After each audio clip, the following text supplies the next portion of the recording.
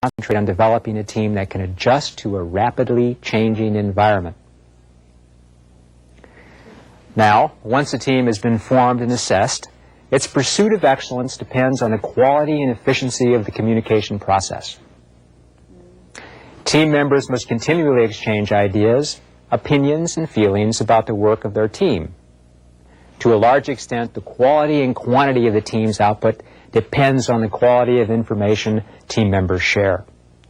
Effective communication is essential for decision-making and other aspects of team building. Because communication is such an important part of team building, my colleague, Dr. Geist, will cover the topic in great detail in the next part of this session. Now, after effective communication is developed, the task of the team development is the next challenge. The manager or team leader must be prepared to guide through a developmental process that is common to all newly formed groups. When a group of individuals first is formed into a team, members' roles and interactions are unclear. Individuals may tend to act as observers while they try to decide what is expected of them. Gradually, the process of team development occurs as team members learn their roles, establish ways of doing things, and become acquainted with the team issues, pressures, and goals. The process of team development consists of 5 relatively predictable stages. Stage 1, orientation or forming. The major issue in the first stage is the members' inclusion into the group. Team members will also have a strong dependency on the formal leadership for direction because of the ambiguous setting. Stage 2, conflict or storming. When a common level of expectation is developed, the team will move into the conflict or storming stage of development. Conflict cannot be avoided. This is a difficult and crucial stage. It deals with power and decision-making, 2 issues that are important to the future functioning of the team. In this stage, team members begin to challenge differences in an attempt to regain their individuality and influence. Some team members may start to respond to the perceived demands of the team's task with a full range of emotions. Stage 3, collaboration or norming. At this stage, the team becomes a cohesive unit, and the team members begin to negotiate roles and processes for accomplishing their work. Team members are more committed to working with each other. Functional relations have developed between members. Leadership issues are resolved through interdependent actions. Tasks are accomplished by recognizing the unique talents of each member. Trust, the active ingredient in team cohesiveness, evolves as the team works together. Stage 4, productivity or performing. This stage is the payoff for working through the first 3 stages.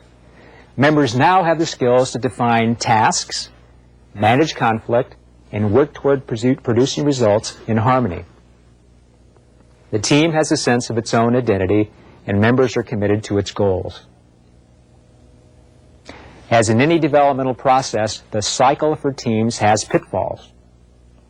Inattention to possible problems may result in much frustration and anxiety. If no learning or insight is gained, team members will wonder, why are we doing all this again? Teams may also regress to a previous stage before completing the full cycle. For example, changes in the composition of the team or its leadership necessitates returning to stage 1, forming. Now in stage 5, changing or transforming. Anytime the team has reached its intended goal, the team members must redefine or establish a new purpose for their team or terminate the team. Failure to do this reevaluation will create frustration and conflict. Another aspect of team dynamics is the way in which members interact in order to carry out their work. As team development progresses, members settle into individual roles by mutual consent. Such roles include both task and process aspects of teams' interactions. The task dynamic refers to what a team must do to achieve its goals. The task dynamic are the what and the why issues of the team's work. They include activities that facilitate the completion of a team's task. Task roles include establishing vision, objectives, implementation strategies, and deciding the functional roles of team members. The task dynamic drives the team toward its ultimate goal. The process dynamic refers to the personal and the social needs of team members that contribute to a sense of team cohesiveness. It is the how dynamic that the team uses to facilitate task accomplishment. It includes such factors as which team member talks, how much they talk, and who talks to whom. This area of team member interaction seldom receives direct attention, yet is the area that creates the most team problems. Effective facilitation in this area is key to maintaining high team morale, which ultimately influences team success. Once a team has learned about task and process roles, those skills can be used to increase the team's ability to make quality decisions. However, without specific decision-making procedures, time and resources are often wasted. The team now needs to learn about and understand the dynamics of the decision-making process. Decision by authority occurs when the highest-ranking authority within a team makes a unilateral decision. In effect, the leader has decision-making and veto power. If a team leader wants the team to buy into a decision and achieve high levels of motivation to support a decision, it is best not to use this procedure. Decision-making by minority influences can create resentment and hostility among team members if a strong-willed and vocal minority pushes or railroads a decision that the majority of the team opposes. Decision by majority occurs when a majority of team members agree with the issues. It is based on the democratic principle that a majority constituted by 50% plus one will have the power to make binding decisions.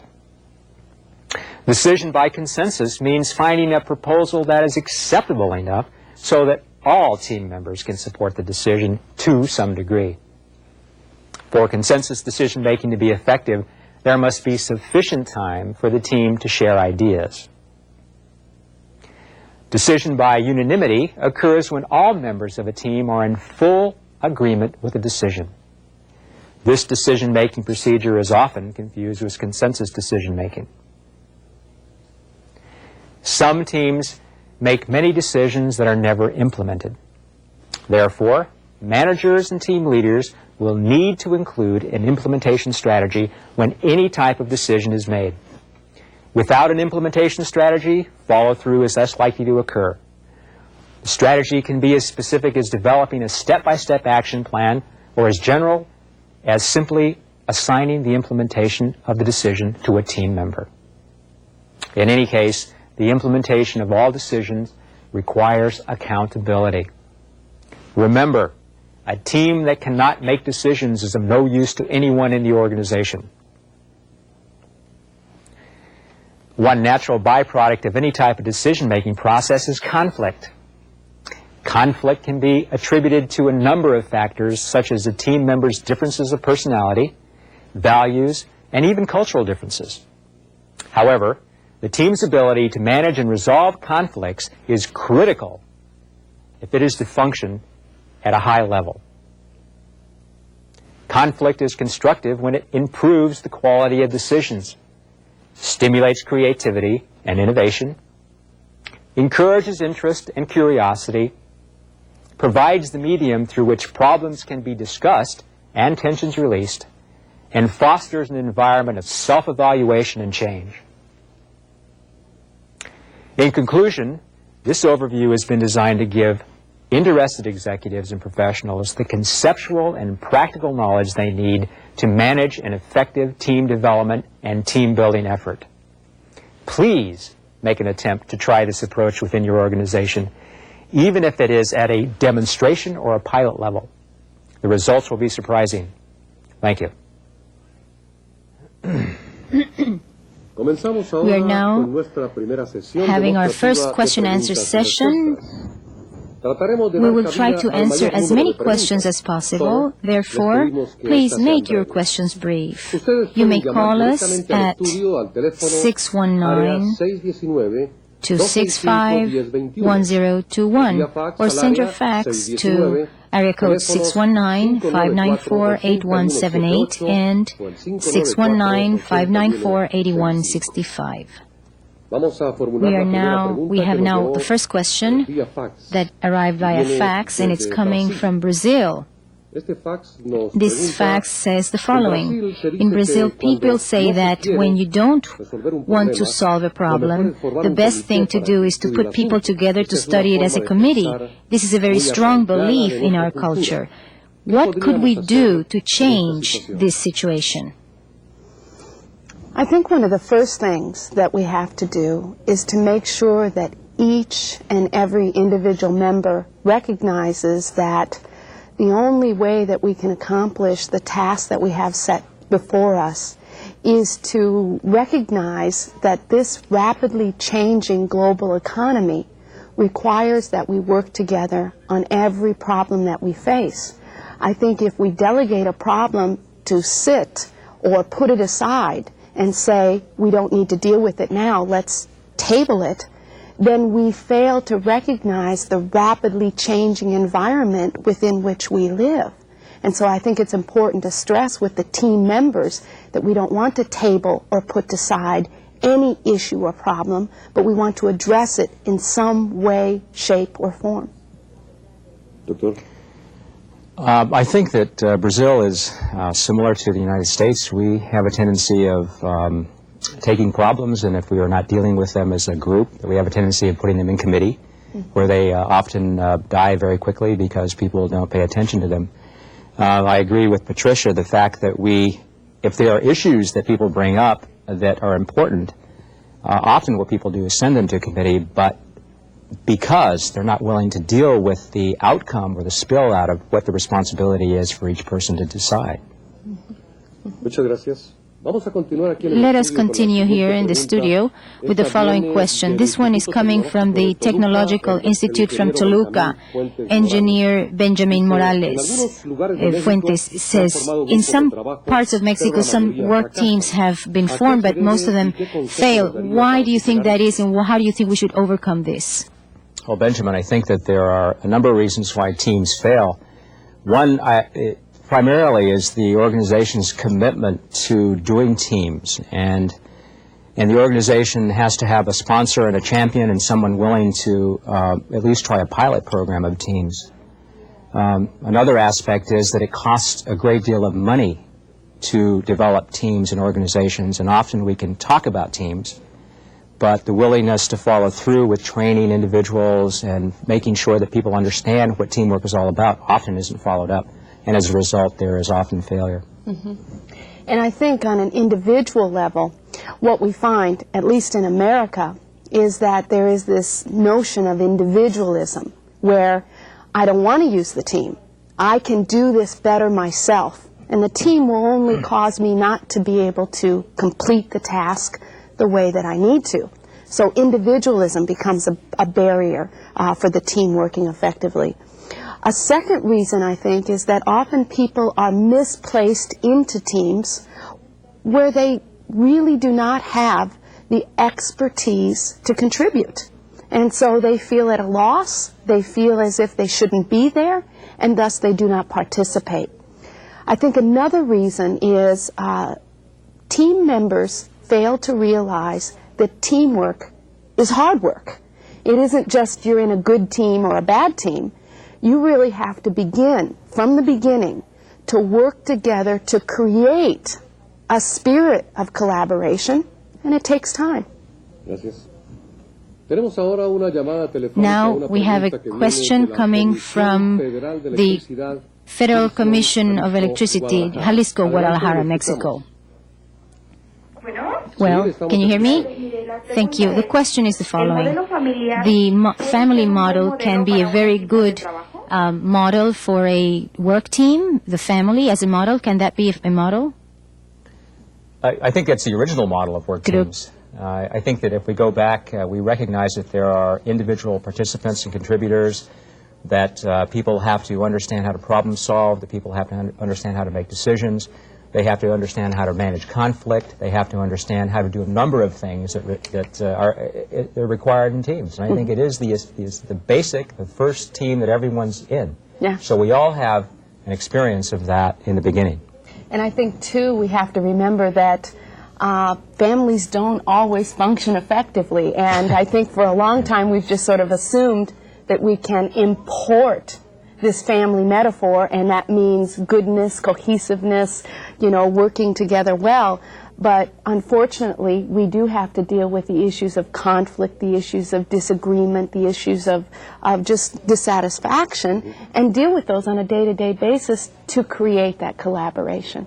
And like in most families, what we think about, if you think about the term dysfunctional families, which is a term being used today, we have dysfunctional groups, and I think that that's the importance of team building, to overcome the dysfunction of the group so that they can perform better. Gracias. Thank you. Another question coming from Asunción, Paraguay, and this comes from the Catholic University Nuestra Señora de la Asunción. Para Cresencio Torres. For Cresencio Torres. What experience do you have, Dr. Torres, with regard to the creation and development of work teams in organizations that function in countries that have an authoritative culture? Well, none, to be honest. The team concept, the team development, the organizations we've been working with are primarily democratic, North America, Canadian, and some other countries that have a democratic process that they use, so we follow that process. At this point, I have not worked directly with countries that have more of a dictatorial kind of concept around leadership. Thank you. Another question from Medellin, Colombia. This comes from University of Yafit. The question is, what can be more productive? Whether teams that have specialized members and fixed roles, or teams that have members that are polyphacetic and that have interchangeable roles? Well, I think in terms of, for example, what is the team formed for? If it's a manufacturing group, for example, then I think that interchangeable skills is very important.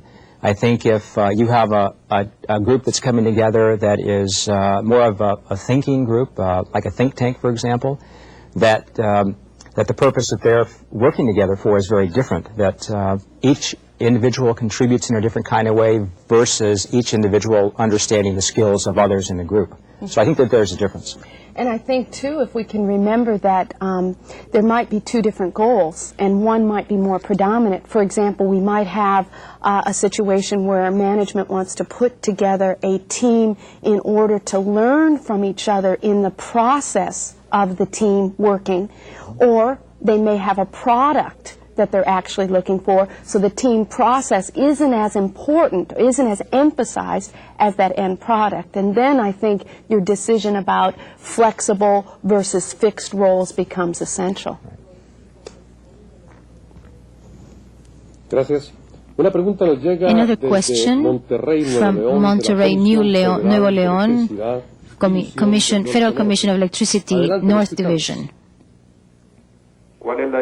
Which is the difference between a work team and a quality circle, if both organizations are looking to obtain the same thing, for instance, to increase productivity, reduce costs, etc.? I think there's a real big difference. Creo que hay una gran diferencia. A real big difference between both of the teams that you describe. Quality circles are put together to look at different processes to improve and make recommendations, where if you look at teams or self-directed work teams, they're more empowered to actually implement and do the work and make the changes and be responsible for the consequences of what the team does. There's a real big difference between those two. Tenemos otra pregunta que nos llega de la Universidad Tecnológica de Tula-Tepeji. From Tula-Tepeji. I am calling from Tula-Tepeji. What are the main motivations for a person to be productive within a team? I think probably the main motivations are to deal with the spirit of collaboration. I think most people know what it's like to work individually. They know what their talents are. They know what their skills are. But once you get into a team, the benefit for the individual is twofold. One is in learning what other people can contribute in terms of expertise, and listening to that expertise and utilizing that expertise to build on what you know individually.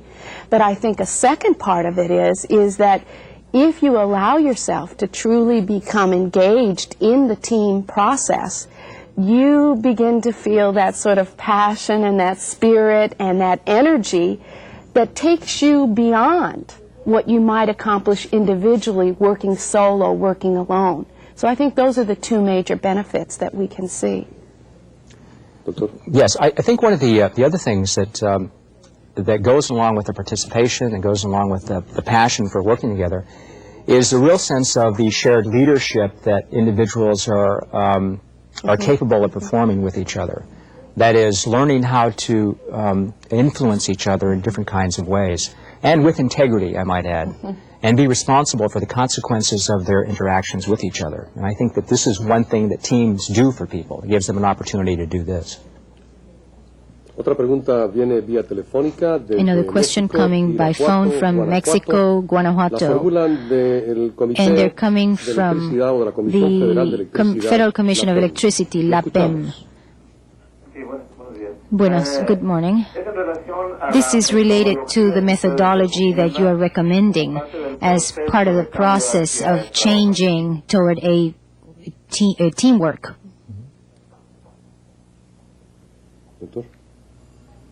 Oh, the question is about the process. Oh, the process, okay.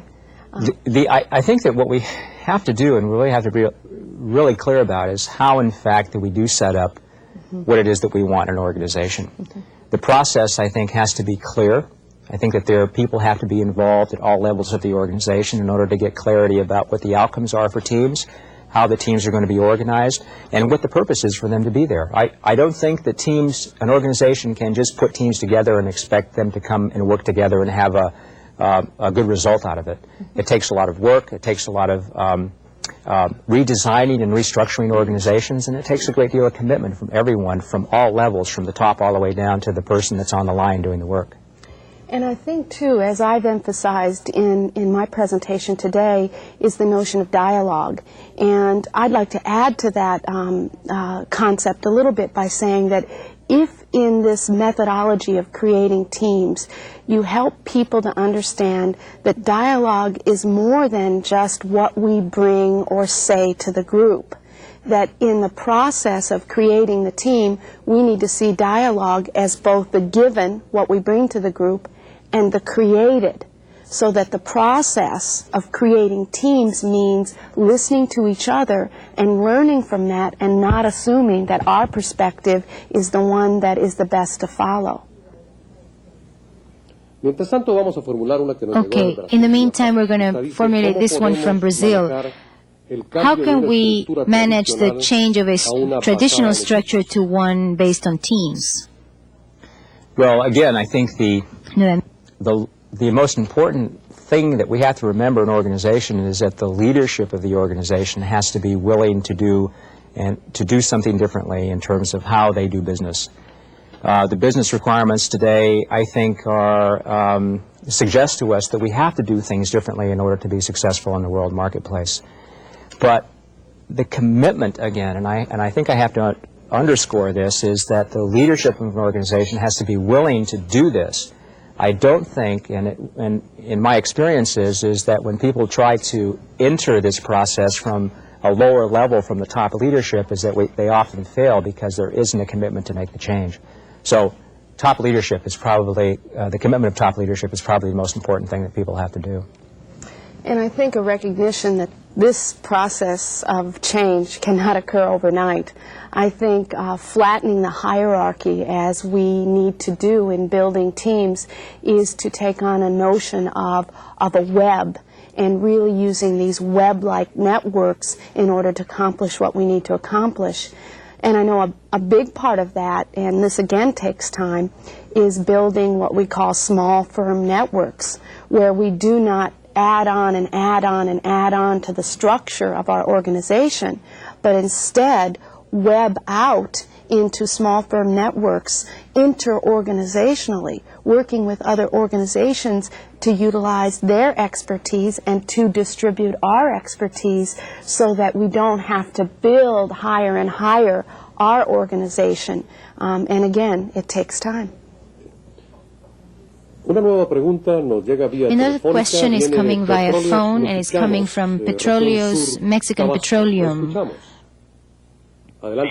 Muy bien, ¿escucha? We want to ask this question. How much importance must be given to compatibility of characters in the selection of members of a group, of a team? That's a tough one. I think that's usually the way we begin thinking about constructing teams. But in some ways, I think that is a false notion that we need to build teams based on compatible characters. In some ways, creating a team that lacks the diversity in character also lacks the diversity in expertise that we can bring to the team.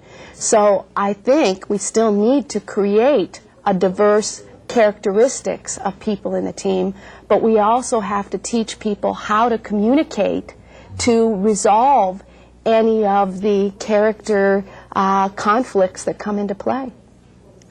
The aspect of developing homogeneous teams, people that are all the same, probably is the one thing that stifles creativity.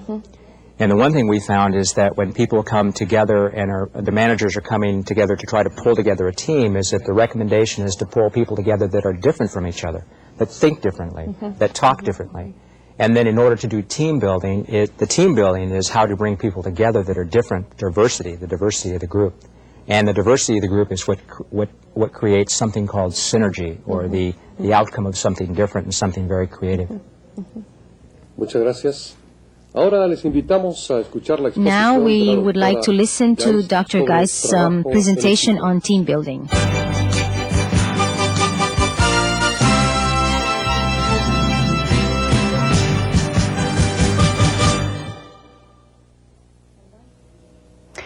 We know from the ideas presented by Dr. Torres that team development and team building are powerful tools that would benefit most organizations. In fact, a great deal of research reveals that teams, on the whole, outperform individuals acting alone or in larger organizational groupings, especially when performance requires multiple skills, judgments, and experiences. However, as Dr. Torres also pointed out, forming, developing, managing, and assessing teams takes time. It takes planning, and it depends a great deal upon communication for its success.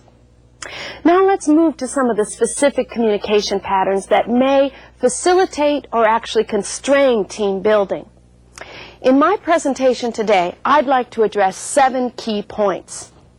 First, I'd like to examine one of the primary tensions in the team building process. Next, I'd like to outline 3 domains of communication problems that often occur in teams. Third, I'd like to investigate one particular communication problem in teams. Fourth, I'd like to consider the concept of team learning as essential to team building. And fifth, I'd like to focus on a definition of communication that embraces dialogue. Sixth, I'd like to introduce the concept of the spirituality of grace in team relationships. And finally, I'd like to summarize once again with a sports analogy. When we revisit the nature of teams and what it is a team is attempting to accomplish, we might consider one common definition of a team. A team is an energetic group of people who are committed to achieving common objectives, who work well together and enjoy doing so, and who produce high-quality planned results. The glitch in all of this is that no matter how much planning, assessment, and vision goes into team building, there will always be a tension between the individual and the organization, with the team being the interface between the two. Chester Barnard, as early as 1939, in his book entitled The Functions of the Executive, provides us with some insight into this tension between our own individual personality and our organizational personality. In organizations, or in this case, in our presentation today, in teams, it is frequently assumed that common purpose and individual motive should be identical. However, as Barnard points out, every single person in an organization has what he terms a dual personality that can work in concert with or actually against the team's common purpose. Individual team members consciously and sometimes unconsciously struggle with these tensions produced when the team's objectives conflict with their own individual motives. And in our society today, that dual personality is fragmented even more by all of the groups, teams, departments, and professions with which we affiliate on a day-to-day basis and in turn demand our commitment. Team building relies upon a system of cooperative effort, a system that would cease to function if communication among team members is not really facilitated on a day-to-day basis, if it's not analyzed when tensions begin to arise, and if it's not adapted to the needs of each of the team's individuals. In Barnard's view, there are really three crucial ingredients